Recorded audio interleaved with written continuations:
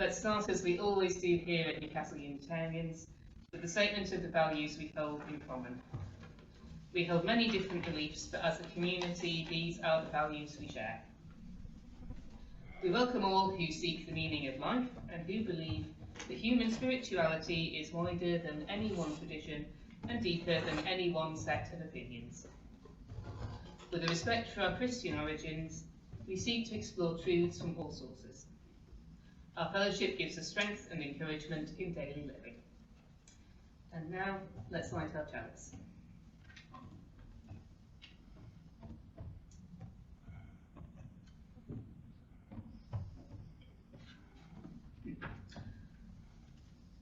These words are by the Reverend Richard Reed.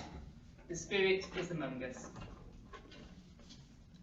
We gather in a house of peace, where violence of hand or tongue are unwelcome strangers. The Spirit is among us as we breathe and sing and pray, speaking gentle, kind, and friendly words. Within us and through us may divine love reach out, cooling hearts in which resentment burns, warming hearts made deathly cold by hatred, reviving hearts made lukewarm by unconcern. May it be so. Today's service is New Home. What does it mean to have a home, homes and houses? Having been raised a Methodist, I tend to turn to the Bible for spiritual guidance. I still do, having been guided on this way by a very wise friend who commented that the Bible is best seen as a store of divinely inspired human wisdom, written at different times throughout human history. Interestingly, if you search for biblical verses about home, you'll often find verses about houses. Something I'd like to look at a bit is whether a house and a home are one and the same thing. But here are some biblical thoughts. From Hebrews 3. For every house is built by someone, but God is the builder of everything. Isaiah. My people will live in peaceful dwelling places, in secure homes, in undisturbed places of rest. Matthew. The rain came down, the streams rose, and the winds blew and beat against that house. Yet it did not fall, because it had its foundation on the rock.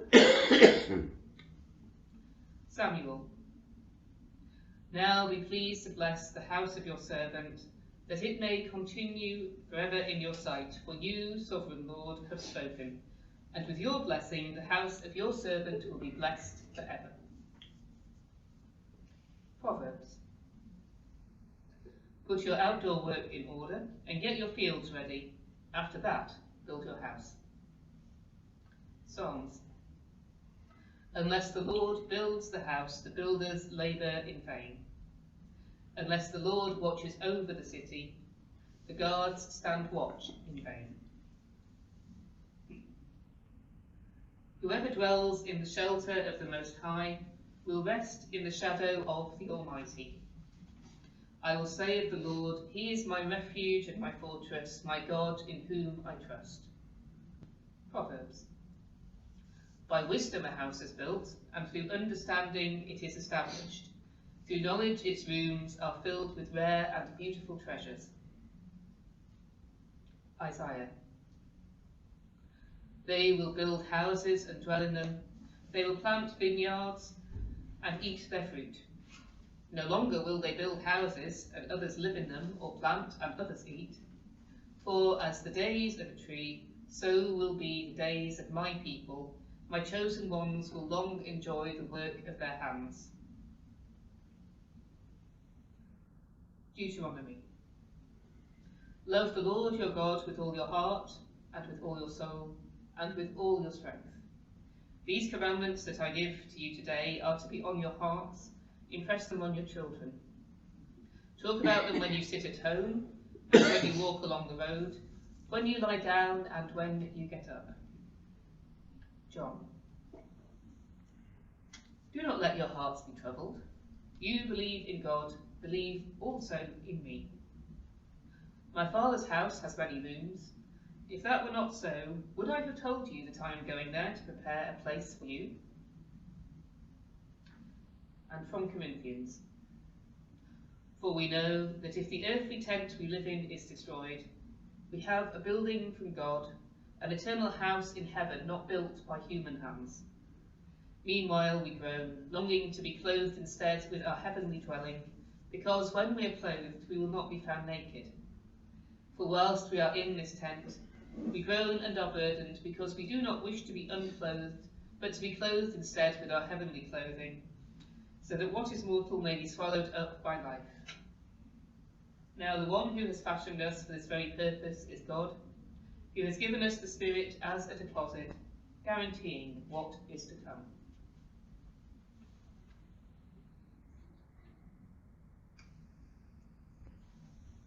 So some thoughts there from many books of the Bible about homes and houses. I actually did go onto the UK Unitarians Worship Leaders Group to see if anyone had any ceremonies for moving to a new home.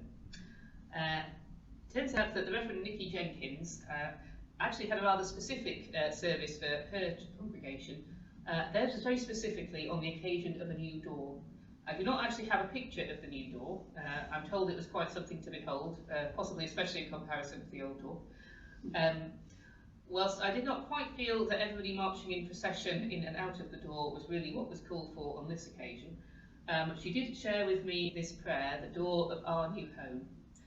And I think it would be lovely if we were to bow our heads in prayer, and I will read it out now. You can also, I think, find the text on the back of the order of service if anyone wants to read that.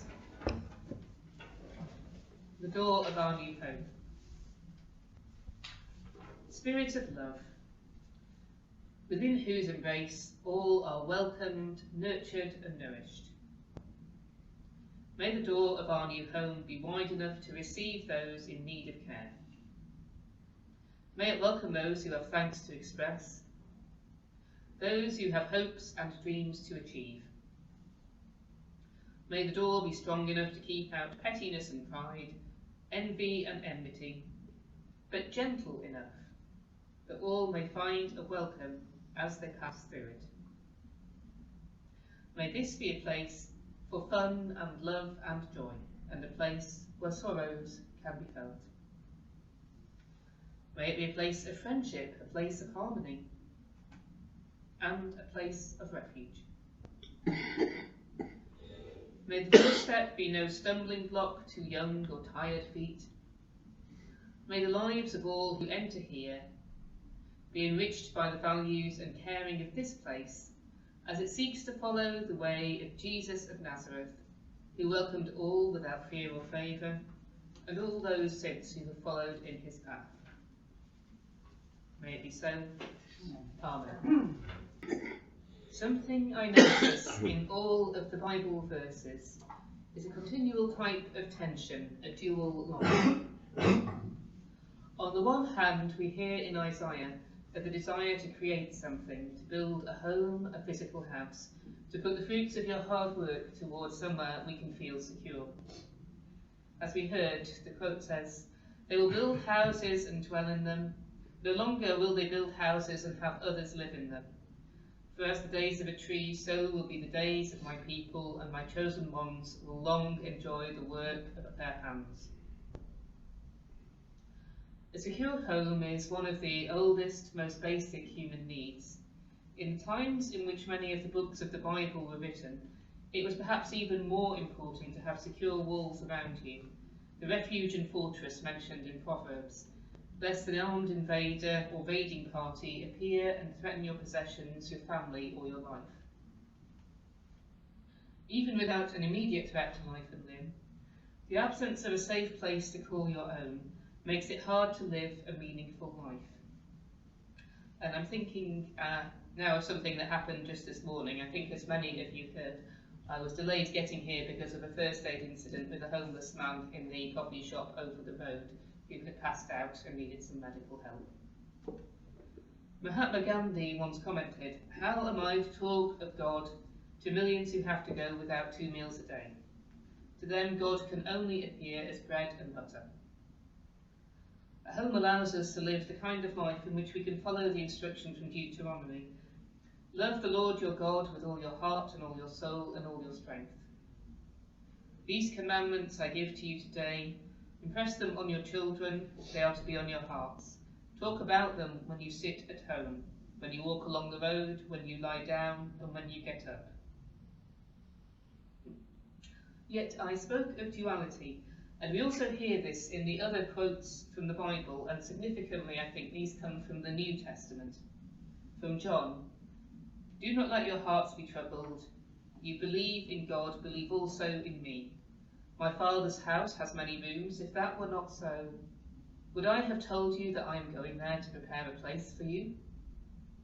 And from Corinthians, for we know that the earthly tent we live in is destroyed. Then we have a building from God, an eternal house in heaven, not built by human hands.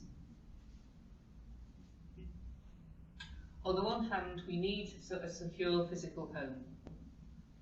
On the other hand, is a physical building all there is to home? Obviously, I've called this service New Home and not New House, New Building or New Church. For those of you who know the history of our congregation, next week, the 21st of January, is the 84th anniversary of the opening of the Church of the Divine Unity, the building we have just sold to Northumbria University. Next week would have been the anniversary service had we still been there. Does it matter that we are not? I'm not talking only of the logistical issues of gathering somewhere we don't own and cannot set up exactly as we would like and cannot wander in and out of exactly as we please. I think there is a bigger question. In the modern world, does a church need a building? Well, those of you who've heard me occasionally threaten to write an article for the Unitarian magazine The Inquirer, Buildings, the Curse of Churches, will probably already guess at what my own feelings on the topic might be. If you're wondering if you're about to sit through a few minutes of me pretending to lead you towards the answer, no it doesn't. You're not that far wrong, and I won't pretend that there was not a considerable amount of relief mixed in with the sadness when we completed the building sale. But I would not argue that a church does not need a building. Let me explain a little more. To return to the biblical writings, in the later books of the Bible, we hear more and more the message that earthly possessions should not be the focus of our lives, but we should strive to cultivate spiritual well-being. Jesus' famous advised a rich man to give away his possessions, and asked us to consider the lilies and sparrows. And as we have a little time, I would like to have a short reading from Khalil Gibran's The Prophet. In The Prophet, a wise young man who is about to depart a city before he goes away, the people of the city gather around him and ask him questions, asking him to share with them his wisdom on various different topics. In this, a mason came forth and said, "Speak to us of houses." And he answered and said, "Build of your imaginings a bower in the wilderness, ere you build a house in the city walls. For even as you have homecomings in your twilight, so has the wanderer in you, ever distant and alone. Your house is your larger body. It grows in the sun and sleeps in the stillness of the night, and it is not dreamless. Does not your house dream, and dreaming leave the city for grove or hilltop? And tell me, people of Orphalese, what have you in these houses? And what is it you guard with fastened doors? Have you peace, the quiet urge that reveals your power? Have you remembrances, the glimmering arches that span the summits of the mind?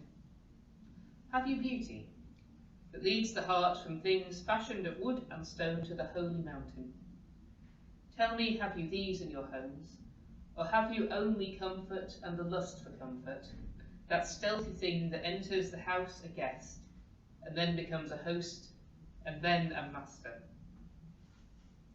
Verily, the lust for comfort murders the passion of the soul, and then walks grinning in the funeral.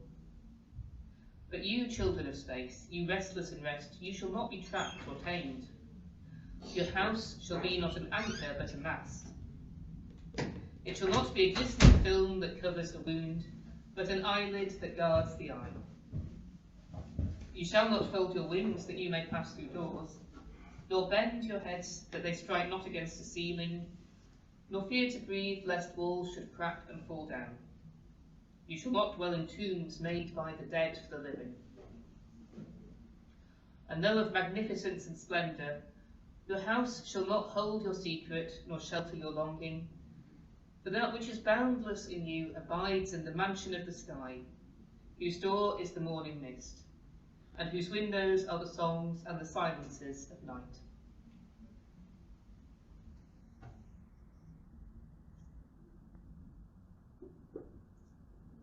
Speaking of spiritual well-being then, what is the spirit of home? Philip Keane touches on it in the reading David shared with us earlier, expressing his longing, as perhaps only a great Irish writer can, for what he sees as the true spirit of his homeland, what he loves and cherishes about the country of his birth. The old church building was the home for the spirit of our community, but it was no longer the right home.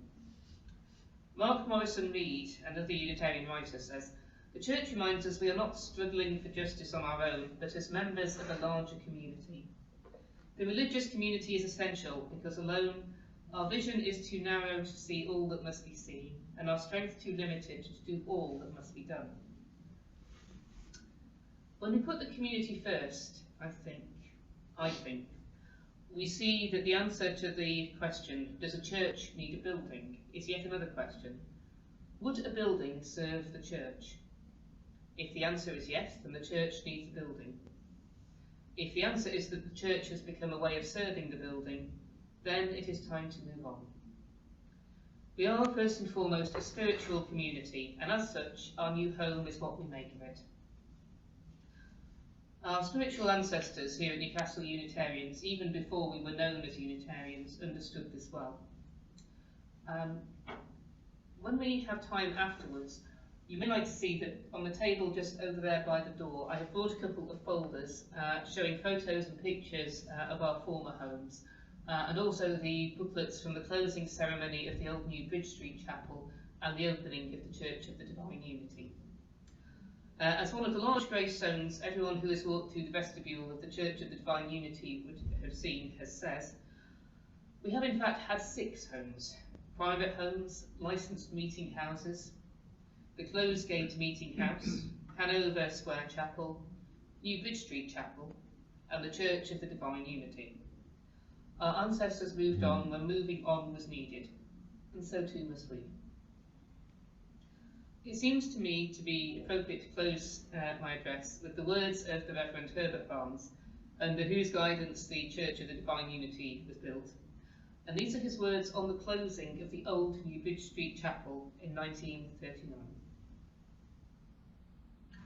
The house we are to build with hands is but the symbol of another house, the house not made with hands.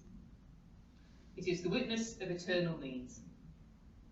There we will sojourn to be reminded of the great truths as things of the soul and spirit, to be refreshed by contact with divine truth, to be inspired by our worship of God for better service to humankind.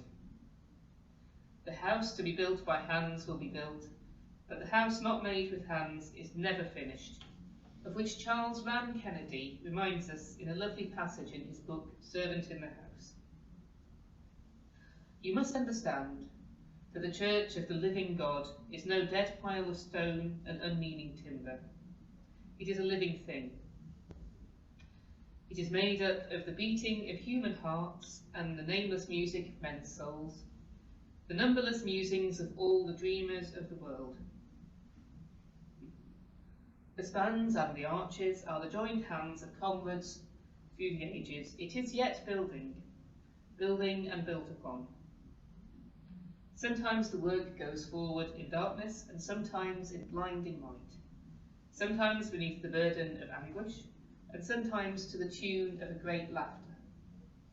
Sometimes in the silence of the night time, one may hear the tiny hammerings of the comrades at work up in the dome, the comrades that have climbed ahead.